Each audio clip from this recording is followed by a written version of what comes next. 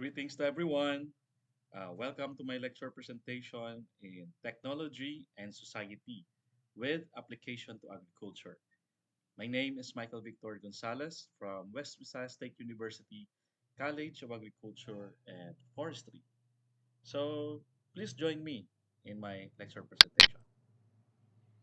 So the technology and society are deeply uh, intertwined, especially in the context of agriculture, where technological advancement have a what we call revolutionized the farming practices.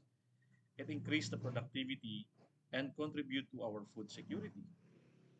So this lecture will explore the relationship between the technology and the society with a particular focus on our agricultural applications in the Philippines and the broader ASEAN region. We will also examine how global trends impact our local agricultural practices and the potential for the Philippines to benefit from these advancements. So let's proceed to understanding the technology and society. So as it was been defined its scope, the technology it refers to the application of a scientific knowledge for a practical purpose. Okay? Especially in our industry, in agriculture. For example, it encompasses the tools, the machines, techniques, the system, and methods used to solve the problems and improve the human life. Society refers to the community of individuals living together in an organized way, sharing resources, their culture, and values. So, in this definition, you have now the idea of what is the technology and society combined together. So, interrelationship is part of our understanding of the technology and society. There is a what we call relationship between the technology and society, and this is what we call reciprocal. Okay, so when we say reciprocal, the technology influence the societal development, while the societal needs and values also shape the technological innovation. So they give and take. Okay, so in the agriculture, this dynamic is evident in the development and also the adoption of new farming techniques, as what you can see here in the photo, machineries and biotechnology. So then let's proceed to the technological advancements in agriculture. So we have a what we call mechanization. So let's define what is mechanization. The mechanization involves the use of machinery to perform agricultural tasks, replacing the manual labor. So if you can see in this illustration, this harvester is performing the task of how many farmers. So it makes the job more efficient and even in the wider scope, this machine can function more efficient compared to the manual labor. So the introduction of our tractors, the combine harvesters, and also the plows has significantly increased the farm productivity in the Philippines and across the ASEAN region. So because of this, it creates an impact to our society. Through mechanization, it reduces the labor costs and it increases the efficiency. But sometimes it can also lead to unemployment for farm workers displaced by machines. So that's why our technology may have a what we call a double-edged sword. It might have benefits, but there is also a somehow considered as a negative impact that needs to be addressed. So let's proceed to the precision agriculture as part of our the technological advancement in agriculture. So what is precision agriculture? This is a use of technologies such as the GPS. So when we say GPS, it really pinpoint the location. Okay, the sensors and data analytics to optimize the crop production.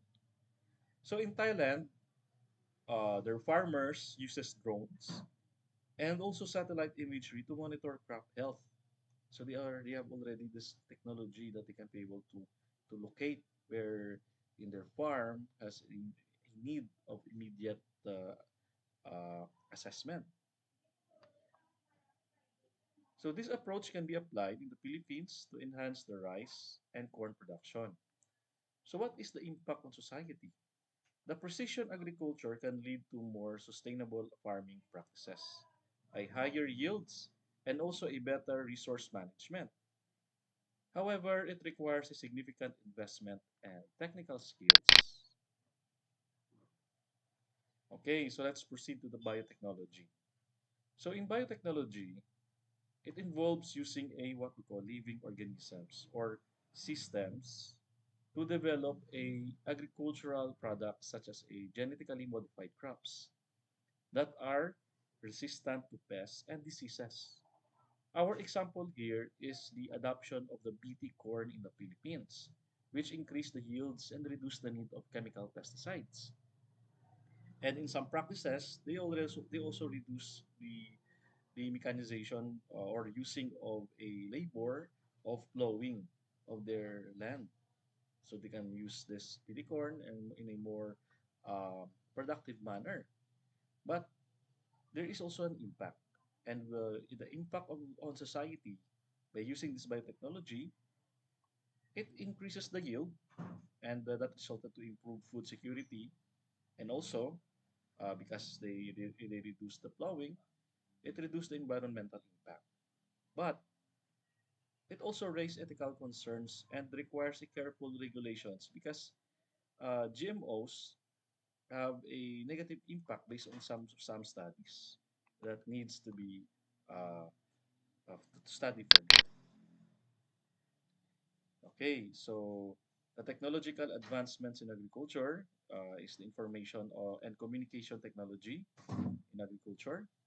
So the ICT or the information and communication technology includes digital tools and platforms that facilitate the informations, the exchange, and also the market access and agricultural management. So this information communication technology are being used in this manner. So in Indonesia, the Eight Villages app connects the farmers with agricultural experts and market information, helping them make informed decisions, and similar platforms that could be used in the Philippines to support the smallholder farmers.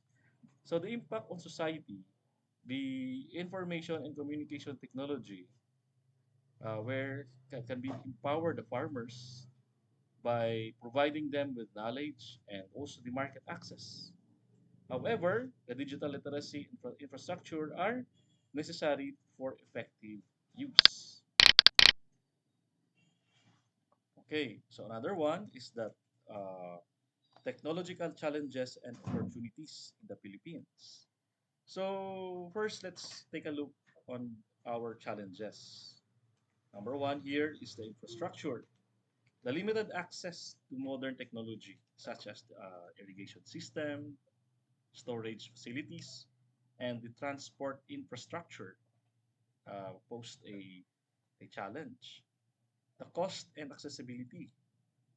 The high cost of modern machinery and technology make it inaccessible for our small scale farmers. And also the digital device. Disparities in digital literacy and access to the internet hinders the adoption of the information technology.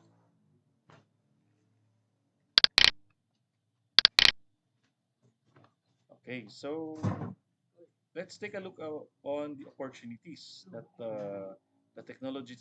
that our technology offers. We have a what we call government support programs like the Department of Agriculture's initiative to promote mechanization and digitalization in farming, and also the public and private partnerships, the collaboration between government, the private sector, and international organization to support technological adoption. And there is also an international cooperation, the learning from successful models in ASEAN countries like Thailand and Vietnam, where technology has transformed agricultural practices. So let's proceed to the application of technology in the ASEAN and in the international context. So here in ASEAN context, in the country of Thailand, it use of smart farming techniques, including the devices for monitoring the crop protection, crop conditions, and smart irrigation system. It also serves as a model for the Philippines to improve its own agricultural productivity. And also in Vietnam, the rapid adoption of high-yield rice varieties and mechanization has transformed its agriculture, making it one of the leading rice exporters in the world. So, in the international context, in Japan, that focus on precision agriculture and robotics can really provide insights for the Philippines in our country in developing a smart agriculture solutions that tailored to its own unique environmental and economic conditions.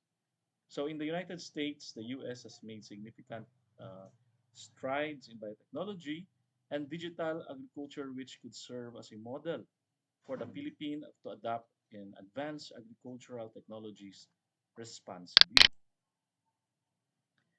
So in the potential for the Philippines in applying this technology, so as we adapt to the modern time and also for the modern technology, so if we can be able to implement this in our agricultural practices, successful it could lead to a successful agriculture, and this can and in our country can enhance its agricultural productivity, and also it will reduce the post-harvest losses, which based on the study has contributed to a large reduction of potential profit for our farmers.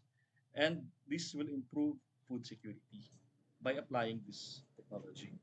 And collaborative efforts, such as participation in ASEAN agricultural research initiatives and partnerships with countries like Japan and US, this can provide the necessary technical expertise and resources.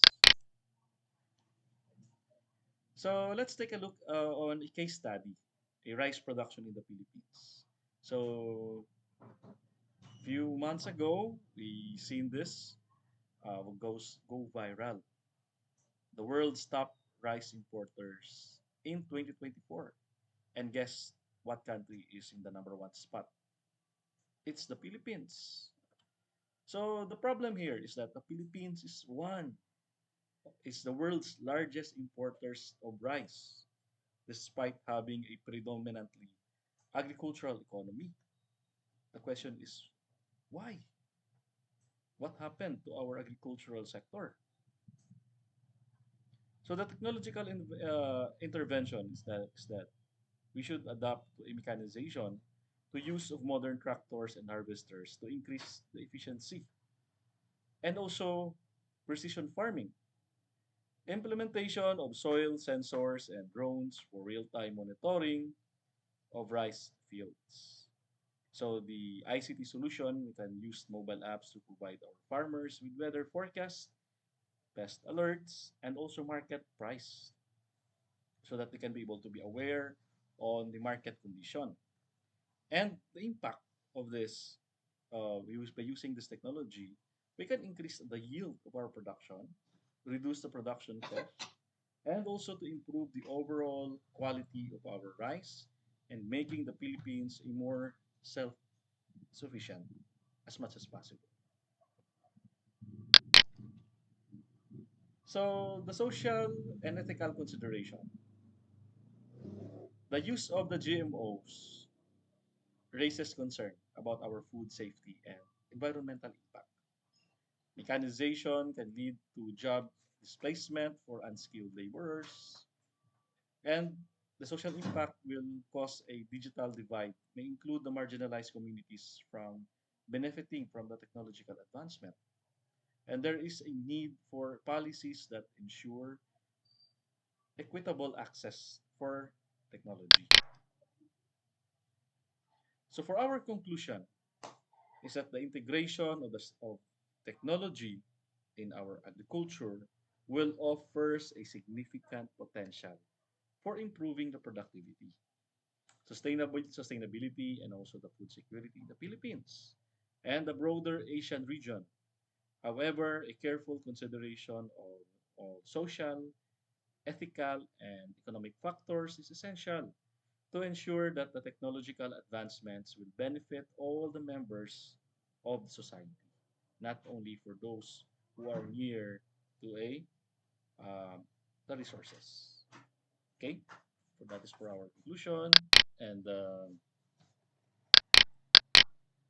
okay, for our references on this discussion, you may also check to further study related to our topic. So thank you very much for being part of this lecture presentation. So I look forward to for our next lesson for our follow-up discussion related to science and technology. So I'll see you again. Thank you and have a wonderful day for everyone.